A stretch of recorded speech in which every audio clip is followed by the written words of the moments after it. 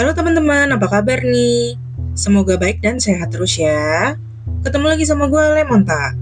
Sebelum mulai, kalau kalian suka sama channel ini, jangan lupa di like, komen, dan subscribe ya. Tanggal 1 Maret 2024, kita dapat kabar duka dari komikus asal Jepang, yaitu Akira Toriyama. Kabar duka ini disampaikan perusahaan produksinya, yaitu Bird Studio seminggu kemudian, yaitu pada tanggal 8 Maret 2024. Akira Toriyama dikabarkan meninggal karena hematoma subdural akut pada usia 68 tahun. Pemakamannya akan diadakan secara pribadi dan hanya akan dihadiri oleh keluarganya. Selama berkarir, karya Akira Toriyama yang paling dikenal adalah Dragon Ball. Di Indonesia, serial Dragon Ball pertama kali ditayangin di bulan Juni 1996 setiap hari Sabtu jam 6 sore. Selanjutnya, acara ini pindah tayang setiap hari Minggu pagi. Dulu aku sih suka nonton dan baca komiknya, tapi awal-awalnya aja. Makin ke belakang udah nggak ngikutin lagi deh. Dilansir dari Wikipedia, ternyata Akira Toriyama merupakan penggemar film seni bela diri Hong Kong. Dia suka banget nonton film Enter the Dragon-nya Bruce Lee dan film-filmnya Jackie Chan. Film-film ini menginspirasinya untuk membuat manga yang terinspirasi dari film seni bela diri.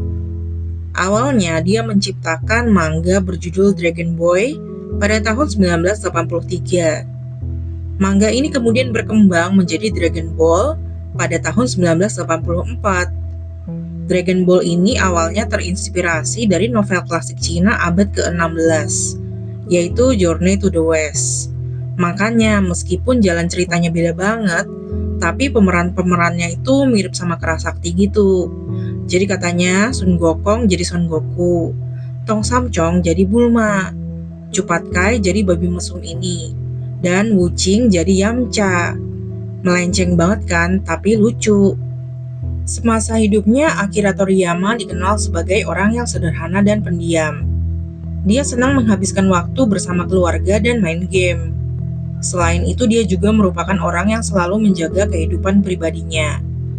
Karena hal ini, dia jadi membuat avatar dirinya sendiri dengan nama robot Toriyama untuk mewakilinya dalam manga maupun wawancara. Selain itu, Akira Toriyama merupakan seorang penyayang binatang. Sejak kecil, dia memelihara berbagai spesies burung, anjing, kucing, ikan, kadal, dan serangga. Beberapa peliharaannya sering menjadi model untuk karakter ciptaannya. Selama berkarir di dunia komikus, Akira Toriyama telah memberikan kontribusi yang besar banget untuk dunia manga dan anime. Sosoknya dikagumin dan karyanya disukai.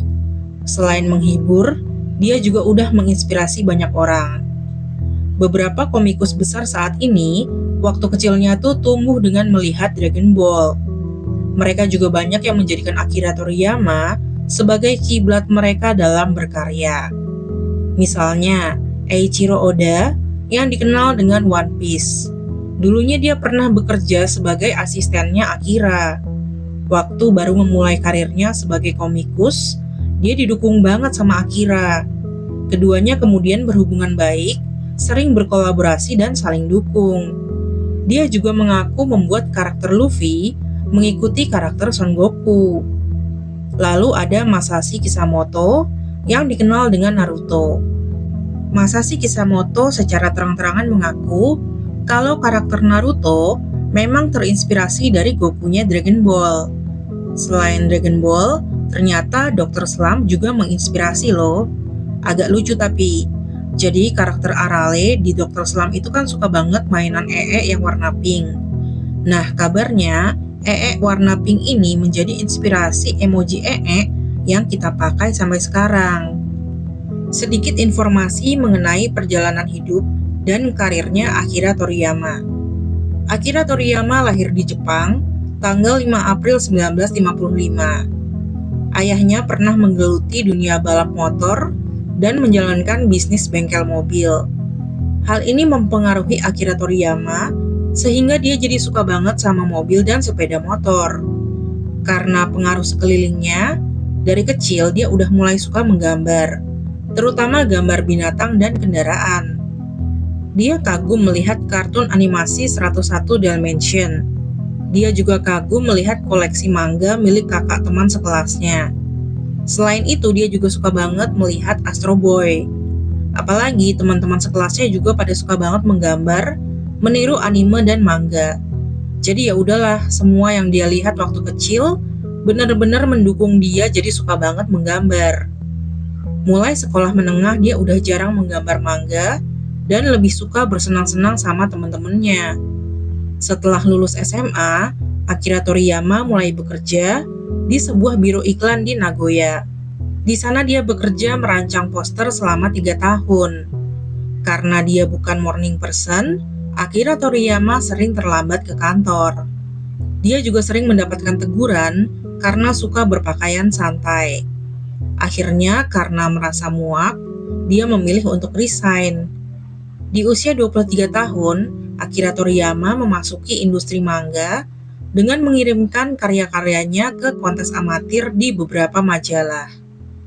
Karya pertamanya berjudul Wonder Island, terbit pada tahun 1978 di Weekly Shonen Jump.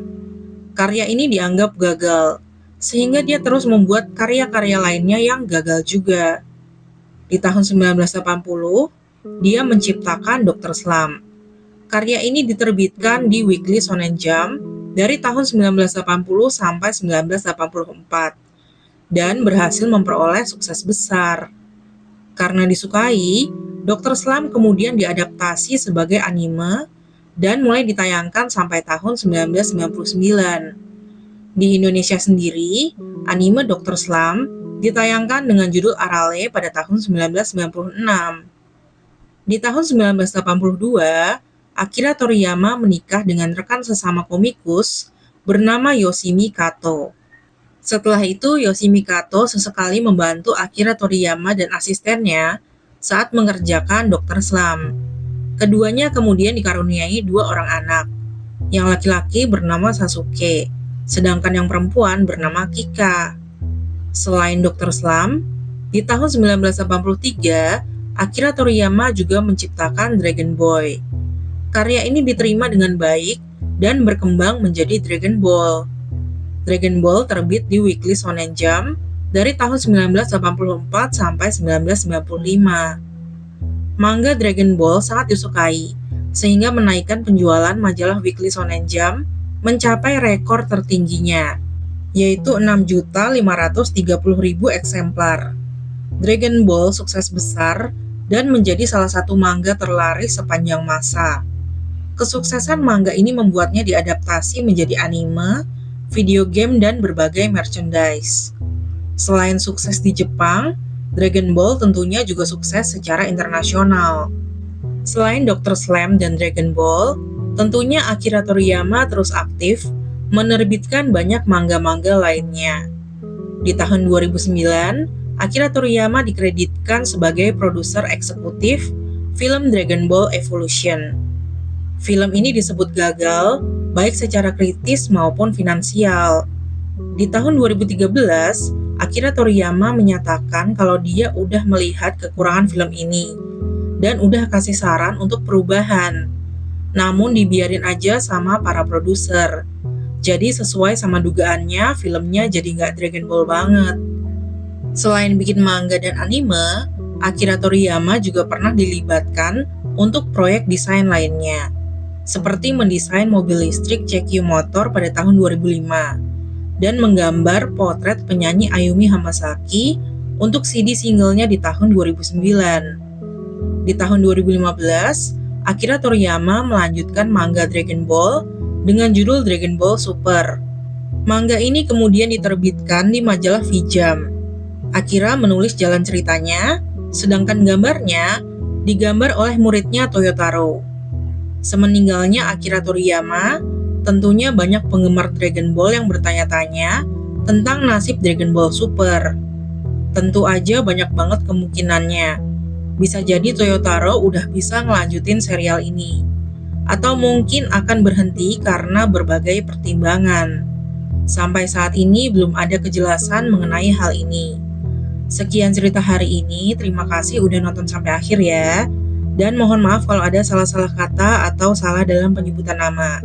Dah.